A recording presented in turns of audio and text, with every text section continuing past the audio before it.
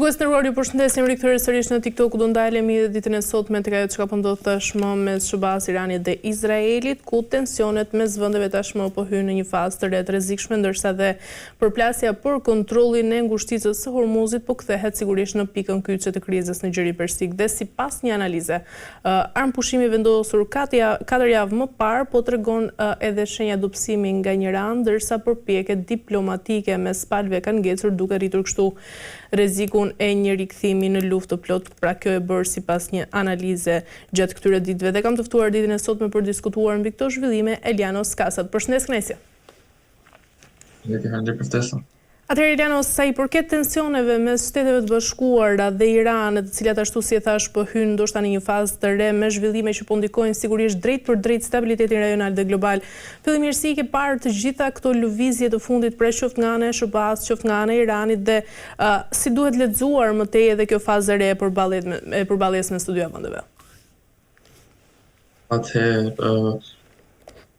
situata duket se ka vijuar të mbetet në fazën e stagnacionit. Pra nuk ka pasur zhvillime radikale të quajmë, që mund të kenë ndryshuar totalisht situatën. Gjëja ende mbetet në fazën e armpushimit. Madje presidenti Trump së fundmi deklaroi edhe që operacionet ushtarake përfunduan në një farë mënyre. Akoma nuk ka një zhvillim të dytë ose një lajm të dytë, se ato do të vijojnë, do të rivitalizohen, do të ketë më tej eskalim. Gjithsesi, ka që ishte për të bërë u bë në këtë aspekt, situata eskaloi,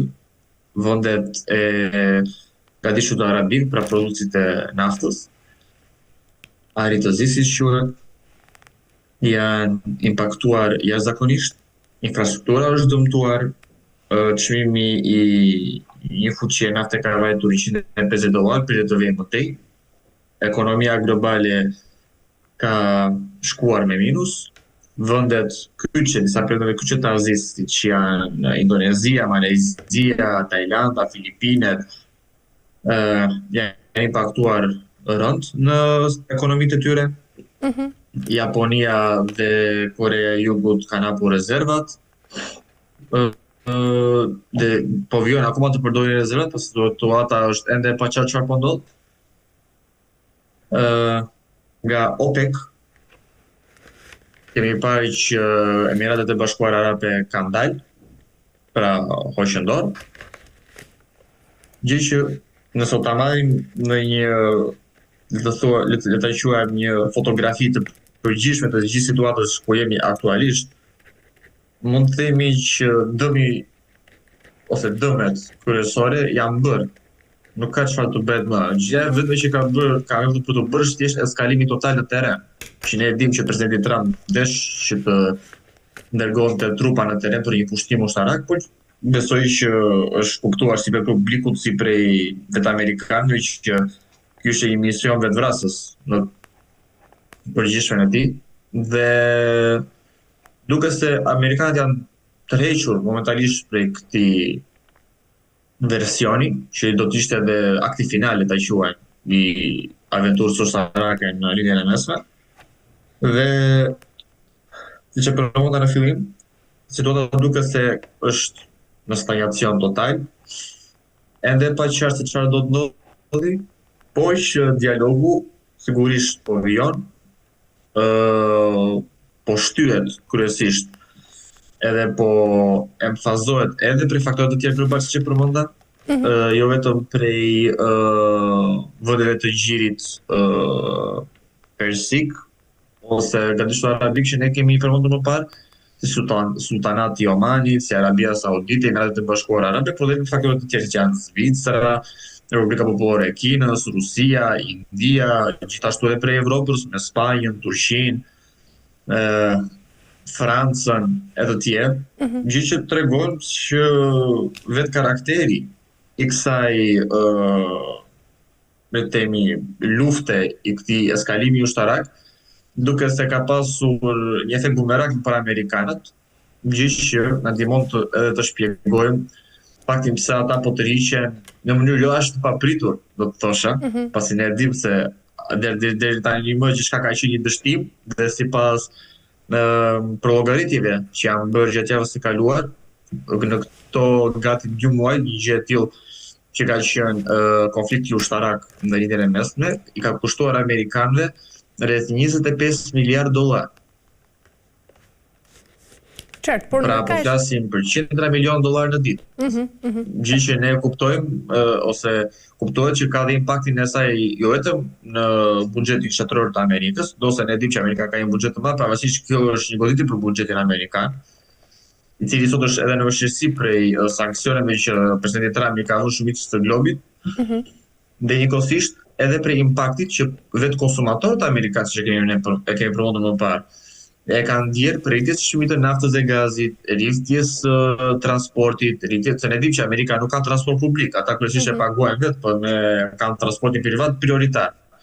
Pra gjitha këto kanë goditur dhe shportën amerikane ose konsumatorin amerikan, gjë që e ka shtuar më shumë më tej presionin kundrejt përfundimit të këtij konflikti dhe më saktë arritjes së situatës ku ne jemi sot, pra që është një stagnacion që askush nuk e di se si do të vijojë më tej ose çfarë synohet më tej të arritjes. E qartë, Vjenës, ka ana tjetër, mes të gjitha këtyre zhvillimeve dhe tensioneve mes SBA-s dhe Iranit, ka pasur ndërkaq një takim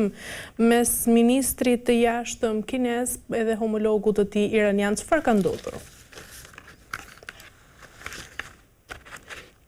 Ne dimë që diplomacia iraniane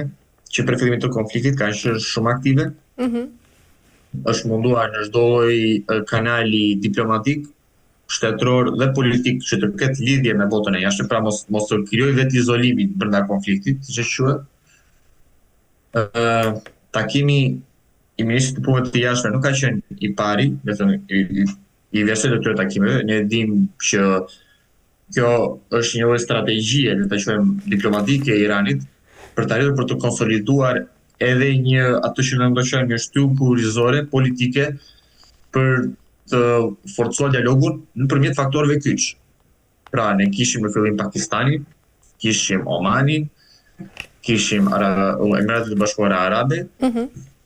kishim Zvicrën, Spanja njëkohësisht ka rivitalizuar, siç kemi përmendur më parë, dialogun diplomatik dhe ka kthyer ambasadën edhe gjithë kanalet të komunikimit dhe po shtyn edhe njëkohësisht për të proces, dhe së fundi ka qenë Republika Popullore e Kinës. Që është një faktor i madh global dhe me një peshë të madhe në gjeopolitikën globale. Dhe gjitha këto takime, gjitha këto le t'i quajmë akullthyerje të situatës politike, kanë arritur që Irani në një farë mënyrë të mund të, siç e përmenda, jo vetëm që ta mbajë gjallë komunikimin me botën e jashtme, pra ta heqë versionin e një vetë izolimi që mund të ishte edhe katastrofal për ta, sepse pa dialog vetëm i vetë izoluar ne dimë që Irani do të kishte shumë pak shanse. Po njëkohësisht ta arrijë ta përforcoj retorikën e tij në kuadër të dialogut diplomatik, pra ndim që Irani gjithmonë po e thekson faktin që lufta është e nisur prej amerikanëve dhe izraelitëve dhe mbi dialogut, gjetjes së një rruge të mesme, gjetjes së një lloj kompromisi të dy anshëm, i cili nuk do t'i lidhë të kënaqur të dyja palët, asnjëherë më shumë se tjetra, asnjëherë më pak se tjetra. Dhe gjitha këto duke se kanë treguar, siç e përmenda, se vetë Teherani e ka kuptuar se i vetëm nuk mund të vazhdojë për një kohë të gjatë. Dhe fal kësaj mbështetje ndërkombëtare, fal ndërkombëtarizimit nëpërmjet tregimit të diplomacisë të nivelit, le ta quajmë global, ndërkombëtar, pra të një niveli të lartë, jo thjesht në diplomacia rajonale, një diplomacia të bazuar në gjuhën e inatit, të urrejtjes së të gjatë këtij lloji, ne kemi parë që po ta krahasojmë, pavarësisht se nuk do të mbajmë anë këtu, nuk është se deklarata ime tani është për të mbajtur anë, por duhet për një vëzhgues të vëmendshëm, deklaratat politike, takimet diplomatike dhe retorika e Iranit ka qenë shumë e matur kundër SBA-s, Izraelit, ka qenë e bazuar në fakte, nuk ka qenë e bazuar në gjuhë urrejtje. Sa po ta shikojmë nga ana amerikanëve, nga ana izraelitëve dhe aleatët të tyre, ka qenë një retorikë e mbushur kryesisht me ofendime, ka qenë me kërcënime, ka qenë me ne di presidenti Trump sa do ta zhduke këto civilizim. Pra, po flasim deri në ekstrem. Pra, gjitha këto që përmenda dialogu diplomatik i Iranit, gjua e përmbajtur, iniciativa politike që të thyet izolimi, mos vendi të jetë të vijojë të funksionojë, pra administrata ose aparati burokratik shtetëror dhe ai diplomatik të vijojë të funksionojë në kuadër të një konteksti më të gjerë të marrëdhënieve ndërkombëtare, po edhe të marrëdhënieve midis aleatëve të Iranit, po edhe shteteve që Irani nuk ka pasur marrëdhënie fort të ngushta, pra ne dim Spanja është vendi i Bashkimit Evropian dhe NATO dhe ka qenë kritikues i fortë i Iranit para 4-5 vitesh kur u ndodhen protestat iraniane të shoqërisë iraniane kundër qeverisë aktuale, ose ato feministe kundër ligjeve tash për atë qeverisë iraniane. Pra, nëse ka treguar një dashuri të madhe në kontekst historik midis së dyja shteteve dhe dyja qeverive ose regjimeve aktore që ato kanë. Por në këtë aspekt le të quajmë diplomacisë finoke të Iranit, kjo ka arritur që në farë mënyre të tërheqë vëmendjen e ndërkombëtarëve dhe ta paraqisë Iranin në vetvete ashtu siç në realitet edhe mund ta quajmë si viktimën e gjithë kësaj çfarë ka ndodhur. Dhe dialogu që për përmendur diplomatik është nga mitet kyçes që ata po arrin ta zhvillojnë këtë gjë. Pra, që përmenda, të bazuar kryesisht në një dialog reciprok, fort të matur dhe gjithmonë duke emfazuar mbi arritjen e një kompromisi, pa deklarata ose kërkesa maksimaliste. Amerika ne di, ne filloi me kërkesa maksimaliste. Ushtria duhet të reduktohet, arma atomike jo, raketa jo, duhet të bëhet kjo, duhet të bëhet ajo. Pra, ishte një listë e gjatë me kërkesa që ishin pak a shumë kapitullim i shtetit dhe i qeverisë iraniane. Dhe një gjë që ne dim pas 2 muajsh, jo vetëm që nuk u arrit, po përfundoi në një kaos të vërtet në linjën e mesme, të ngjashëm vetëm atë të 2011-s, kur ndodhi dhe pranvera arabe, siç e dim, që linja e mesme përfundoi gjitha në kaos për gati një vit. Në këtë aspekt do të thosha që dialogu po vijot, siç e përmenda më në fillim, dhe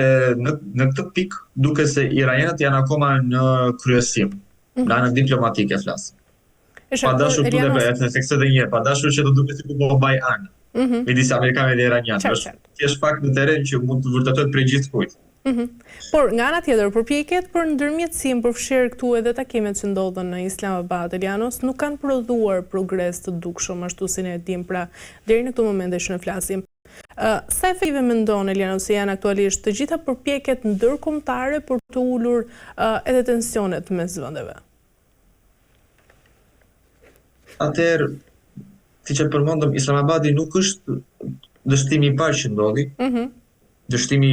i qelloi me sullatin e Omanit dhe më pas me Zvicrën, të cilat dështuan që të krijonin konditat për një rivijim të dialogut i cili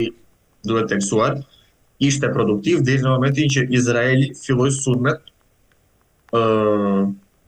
jo ligjore dhe në thyrje të çdo konvente ndërkombëtare kundër Republikës Islamike të Iranit. Kështu që nuk është diçka për të çuditur që iranianët janë fort skeptik dhe po kërkojnë që kërkesat e tyre mos i kenë të negociueshme në kontekst të faktit që nëse ata e kanë pikat e qarta, ata në fillim kanë vënë sovranitetin e tyre kombëtar, interesin e tyre kombëtar, dhe të gjetet një, le të themi, kompromis i cili këto gjëra nuk i dhunon, nuk i kërcënon, nuk i prek. Mos mund ta quajmë kështu. Ne dim që amerikanët edhe janë të pavendosur ose mësaj nuk ka një strategji të veçantë çfarë janë duke bërë në linjën e mesme, është diçka lidhur te media amerikane këtë theksojnë që askush nuk e di çfarë po ndodh, çfarë po bëhet. Çfarë administrata amerikane është duke përllogaritur, duke planifikuar, duke programuar, projektuar, si nuk e di si mund ta quajmë, për versojnë çfarë do ndodhi pas kësaj, pasi ne e dim ose e përmendëm që lufta e ka çuar mbrapa ekonominë globale, e ka sipas statistikat të Bankës Botërore, ekonomia globale mund të jetë nga 0.5 deri në -1.5, gati në versionin më të keq -2%. Në rritjen e saj, e gjitha si ekonomi globale flas. Pa përmendur që ekonomia azisë lindore sot është në prag të kolapsit dhe me çmimet që e naftës, petrolit, gazit dhe transporti publik dhe industrive që të cilat janë impaktuar jashtëzakonisht për kësaj. Pra të gjitha kjo është presion në këtë dialog dhe sa e që ky dialog po dështon personi pritet më shumë dhe situata po akoma edhe më keq. Pasi ne dimë që ka pasur së fundi edhe konfiskime të tankerave që mbajnë naftën dhe produktet të tjera të naftës, ka pasur sulme prej të dyja palëve kundër anijeve ose disa varkave të tjerë që janë munduar të çajnë përmes ngushtisë së Hormuzit, pa përmendur dhe piratësinë e cila është rivitalizuar tani që le të themi tregtia botërore e naftës dhe gazit po mundohet që të kalojnë nga deti kuq, pra janë piratë somalez dhe eritrian të cilët janë rivitalizuar jashtëzakonisht. Pra të gjitha këto janë pasojë e çdo lloji neglizhence, e çdo lloji, le të themi, mos të bërit një hap mbrapa, dhe të mos kuptuarit të pozicionit të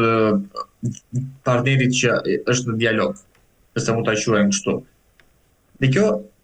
nëse po vijon pas Pakistanit, duket se mund të ndodhi në Kinë. Takimi i radhës mund të jetë në Kinë për të diskutuar për të, siç e përmendëm në fillim të intervistës, presidenti Trump ka për të vizituar në mes të majit, ende besoj që data 14-15 maj, po asgjë e qartë akoma, pritet të konfirmohet zyrtarisht, ka për të vizituar Pekinin, dhe ne dim që Republika Popullore e Kinës është dhe importuesi më i madh i gazit, naftës dhe produkteve të naftës së Iranit. Sigurisht është impaktuar jashtëzakonisht, pavarësisht se ne siç e kemi përmendur edhe më parë, Kina importon naftë edhe prej Federatës Ruse, edhe prej vendeve të Azisë Qendrore si Turkmenistani, Kazakstani, Uzbekistani dhe të tjerë. Pra ajo është diversifikuar në këtë aspekt, nuk është diçka që është e jashtëzakonshme. Por sigurisht që impakti ndihet në ekonominë kineze, pasi dhe Kina është shumë e kujdesshme dhe nuk do që të krijojë një lloj varësie totale prej vendeve të Ish-Bashkimit Sovjetik. Pra pasi ne dimë që influenca ruse në to e vogël e madhe pavarësisht është e ndjeshme dhe ne dimë që nëse Rusia, si në rastin e Evropës, do të ketë një mosmarrëveshje nesër pas nesër, ata mund ta mbyllin naftën e gazit që mbyllën për Evropën. Kështu që është një etik me dy pres, pasi aleancat dhe dashuritë e mëdha nuk parazgjasin, ne dimë. Gjithsesi,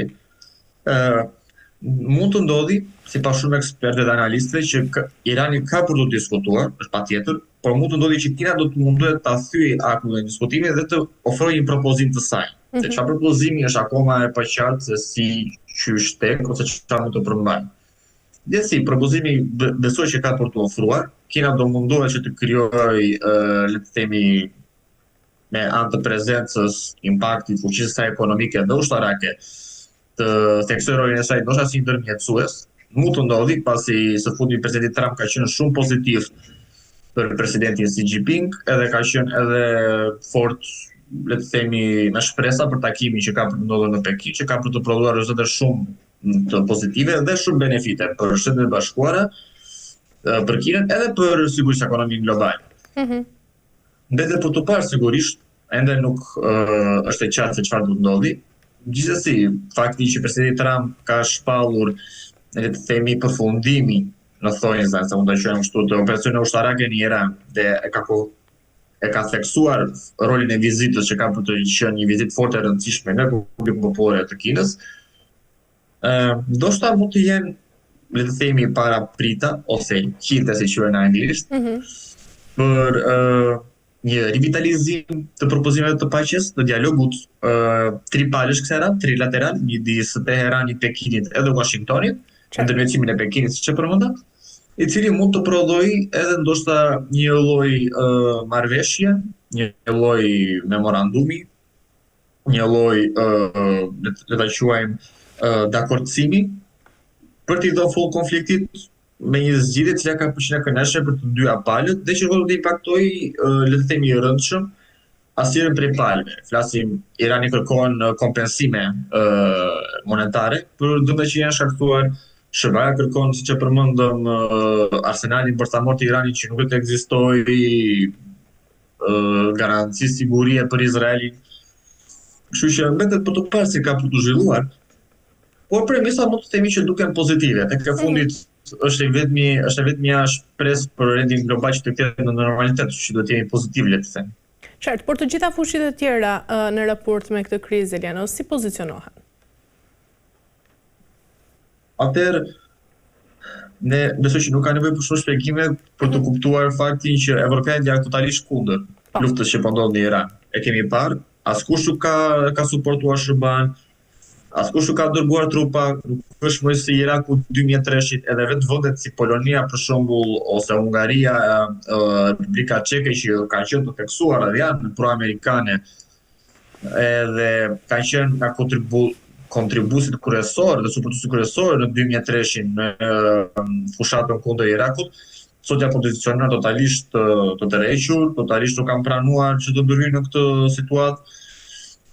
ose të eskalojmë këtë situatën duke çuar trupa, tanke, avion, luftani e të tjerë. Njëjta gjë ka ndodhur edhe me vendet arabe, ne dimë që fakti që shumë vendet të botës arabe, si Arabia Saudite, Emiratet e Bashkuara, Katari, Sultanati i Omanit e të tjerë,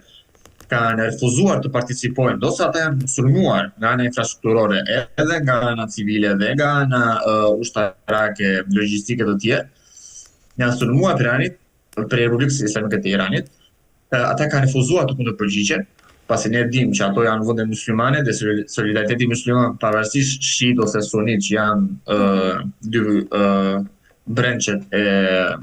muslimanizmit në lidhjen e mesme, ka diferenca, ata nuk kanë pranuar të sulmojnë, pasi ne dimë që ky është një sulm i nisur nga Shtetet e Bashkuara, pra një fuqi e krishterë, edhe për Izraelit, pra një fuqi judaiste, gjë që është mund të ata përkthehen si tradhti e fesë islame. Njëkohësisht ne dimë që nga vendet e Afrikës, sidomos prej Afrikës së Jugut, e cila është kritikuesi më i madh i Izraelit dhe i genocidit që Izraeli është duke bërë në Palestinë, ka qenë një përgjigje fort e ashpër dhe ka qenë edhe një lloj edhe më shumë theksimi i distancimit prej SHBA-s. Si që përmenda Egjipti, Algjeria, Afrika e Jugut, Namibia të tjerë janë tërhequr edhe më tej prej SHBA-s, duke theksuar distancën që ato ka ekzistuar midis tyre, pasi ne dimë që këto vende, sidomos Afrika e Jugut, Egjipti, Etiopia për shembull, janë pjesë e BRICS.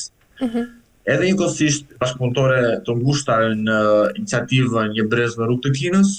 edhe në organizatën e Bashkëpunimit të Shanghai, kështu që mund të themi se impakti është gjerë në Afrikë, është ndjerë sidomos në Amerikën Latine, ku ne dimë shumica e vendeve të Amerikës Latine ka qenë kundër dhe vijon të në mënyrë të fortë kundër, sidomos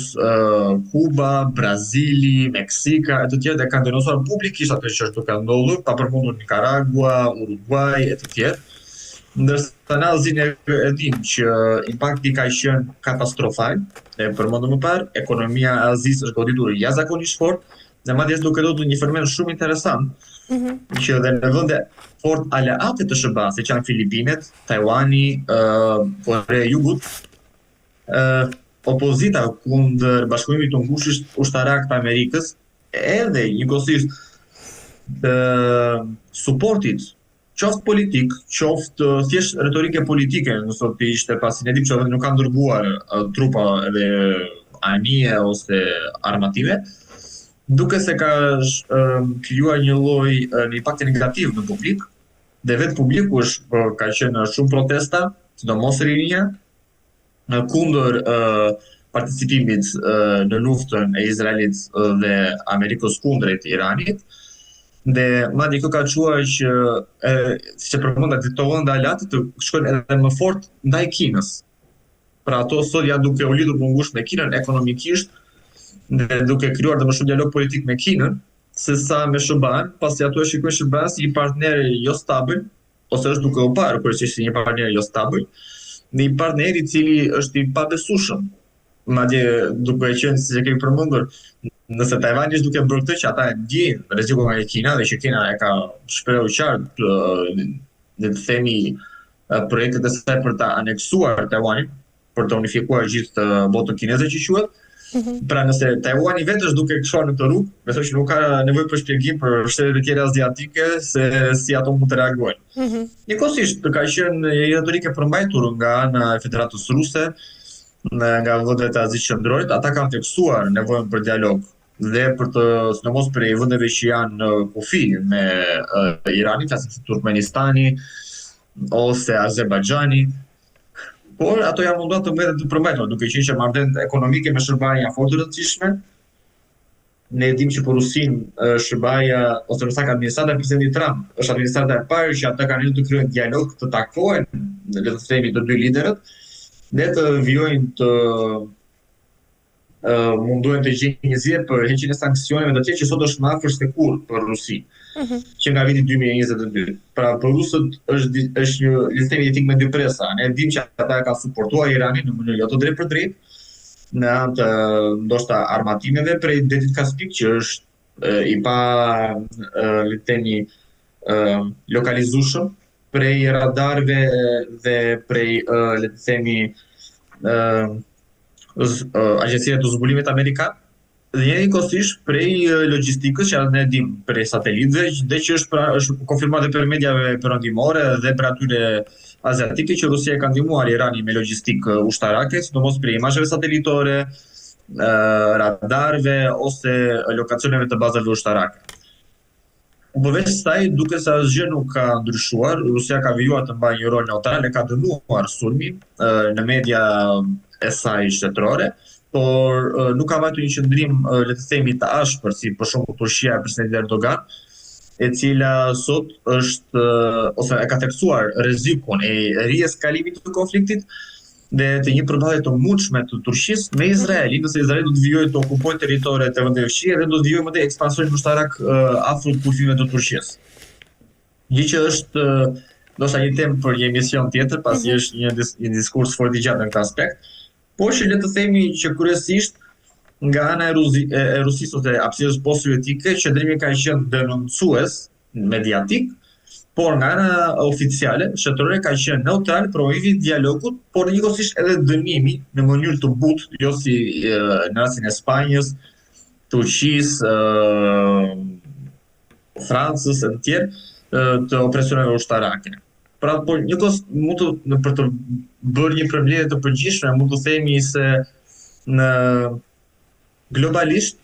trendi është fort negativ, imazhi i SBA-s është impaktuar fort, dhe që të gjithë janë duke shtyrë, duke politikisht, mediatikisht, diplomatikisht, në çdo mënyre dialogu, edhe gjetjen një kompromisi dhe përfundimin e luftës. Por është duhet theksuar, siç e përmenda, që askush nuk ka për të participuar në mënyrë direkte dhe indirekte. Së fundmi dhe qeveria e Koreas së Jugut e ka thënë haptazi që ata nuk dihen komfort me SBA-n, e cila po ushtron akoma presion që ata të participojnë në operacione ushtarake. Dhe shumë të tjera të Azisë, Afrikës, Lindjes së Mesme, Amerikës Latine të tjerë, edhe Amerikës së Veriut, Kanadaja, siç e dim, janë treguar fort denoncues për këtë politikë jo të pastër, le ta quajmë, të SBA-s, për presionin diplomatik që SBA është duke bërë, por njëkohësisht edhe për faktin që SBA-ja nuk është ende serioze dhe nuk ka një plan për të ulur në dialog dhe çfarë ose le të themi nëse çfarë versioni ata mund të paraqesin për sigurinë e linjës së mesme pas përfundimit të këtij konflikti.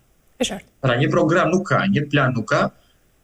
gjë që e ka bërë situatën që të mbetet ende në stagnacion, siç e përmendëm, pa një përfundim të qartë çka ka për të ndodhur. Mirë, Elianos, nga ana tjetër, për ta mbyllur shkurtimisht, ka pasur dhe një telefonat mes ministrit të jashtëm gjerman edhe homologut të tij iranian Abbas Araghchi, ku është diskutuar mbi të gjitha zhvillimet pranë në lidhje me programin bërthamor të Teheranit, por sigurisht edhe situatën problematike siç e përmendëm në ngushticën e Hormuzit.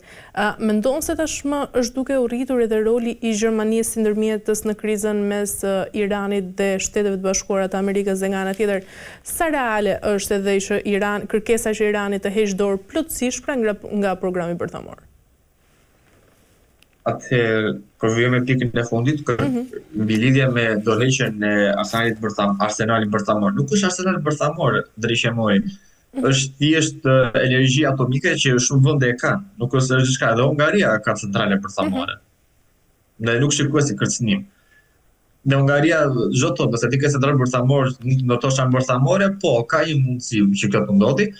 Po përderisa Hungaria nuk e ka bërë, Turqia është duke ndërtuar centralën bërthamore, Izraeli ka centralën bërthamore dhe Irani ka pasur periudhë të gjatë centralën bërthamore dhe do ta shtyjë më tej energjinë atomike për arsye të tyre ekonomike, industriale të tjerë. Gjë që duket pak si jo logjike që ti thua një vendi i cili ka një program ambicioz për të zhvilluar ekonominë e tij, shiko se unë ndjek këtë si kërcënim, që nuk duhet bërë. Dhe edhe nëse ndodh, këtu ka një lloj fakt interesant. Amerika sulmoi Iranin duke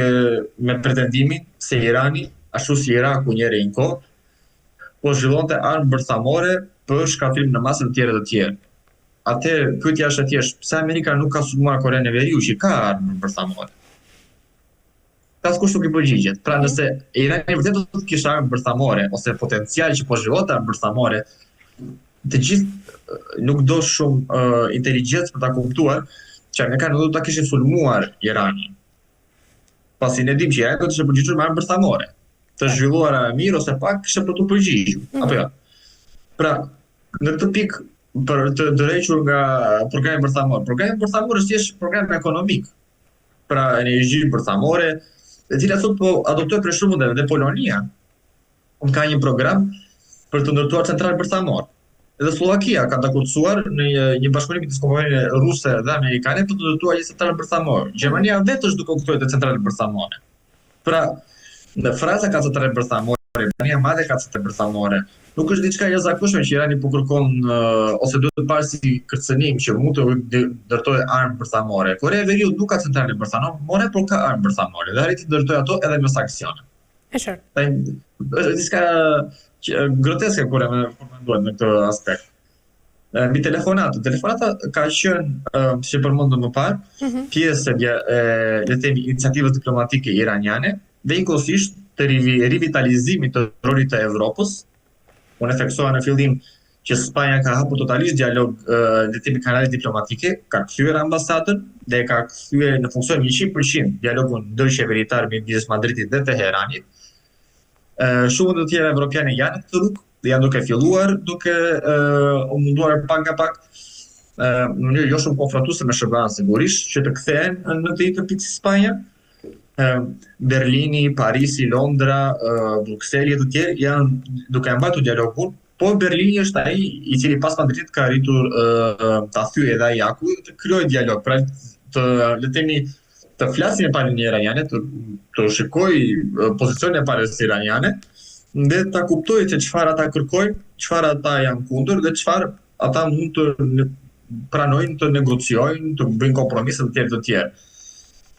Njëkohësisht të fundmi, pas telefonatës me le të themi ministrin e punëve të jashtme të Gjermanisë, Shtetet e Bashkuara të Amerikës njëkohësisht kanë shprehur gatishmërinë e tyre për të nënshkruar një memorandum të mirëkuptimit, lajmi është publikuar ditën e sotme. Marco Rubio ka deklaruar qytetarët amerikanë ditën e sotme se Shtetet e Bashkuara janë gati për të nënshkruar një memorandum mirëkuptimi midis SBA-s edhe Republikës Islamike të Iranit. Gjë që tregon që edhe nga amerikanët vetë ndoshta presioni evropianëve, pasi ne dimë që evropianët kanë bërë presion në Washington për të mbyllur këtë aventurë ushtarake, por edhe shumë edhe të Azisë, sidomos Indonezia dhe Filipinat, e kanë bërë të qartë që ata janë kundër asaj që po ndodh dhe kanë bërë oficialisht presion Washingtonit, flasim nëpërmjet dialogut diplomatik dhe këta veshje militare për t'i dhënë fund aventurës ushtarake në lindjen e mesme. Dhe siç duket, fatmirësisht trendi duket pozitiv. Pra besoj që pas telefonatës së ministrit gjerman, kthimit të ambasadës ose dhe funksionimit të shumë ambasadave perëndimore, sidomos këtyre spanjolle, turke, franceze dhe të tjerë, ndoshta kjo mund të çojë edhe në rezultate pozitive në dialogun që pritet të vijë së fundmi në mes të këtij muaji në Pekin. Gjithsesi me të për të parë, po që për ta përmbyllur punën e telefonatës, telefonata duhet parë në një kontekst të përgjithshëm, mendoj, jo në kontekst le të themi të përvetshëm, në kuadër të iniciativës evropiane për të diferencuar veten e saj prej SBA-s, për Evropa nuk përfaqëson Shtetet e Bashkuara të Amerikës, Dhe njëkohësisht pushtetet evropiane për të diferencuar veten, ndoshta nga vendet e tjera të Bashkimit Evropian, të cilat kanë një çështje ndryshe. Ne dimë që vendet kryesore që sot suportojnë SBA-n dhe Izraelin janë Hungaria, Italia, Republika Çeke dhe Gjermania deri së fundi. Vendet e tjera nuk e suportojnë. Pra për mos krijuar dhe një konflikt, le të themi që Bashkimi Evropian po del i unifikuar në këtë deklaratë, që shumë vendet e tjera mund të vënë veto, ne mund të mos pranojnë. Mund të shikojmë që vendet si Spanja, si ata Gjermania, Franca e të tjerë, ja duke dalë në mënyrë të përveçme dhe duke munduar që ndoshta me një rol të vogël të influencojnë në dialogun midis SBA-s dhe Iranit, po edhe si për ta zbutur Iranin në le të themi në kompromiset dhe për ta bërë të më fleksibël për ta arritur një gjë të përbashkët në fund, ndoshta në diskutimet e Pekinit siç e përmenda, ose ndoshta në mundësi për ta rikthyer dialogun në Zvicër pranë Evropës, siç ishte para fillimit të agresionit izraelito-amerikan. E qartë. Mirë, Eliana, s'kemi arritur në fund, falenderoj për çdo informacion, ishte kënaqësi. Faleminderit shumë. Mirë, shikues nderuar, kemi arritur në fund të këtij programi dhe për ditën e sotme bashkë do të shihemi sërish nesër, deri atëherë mirupafshim.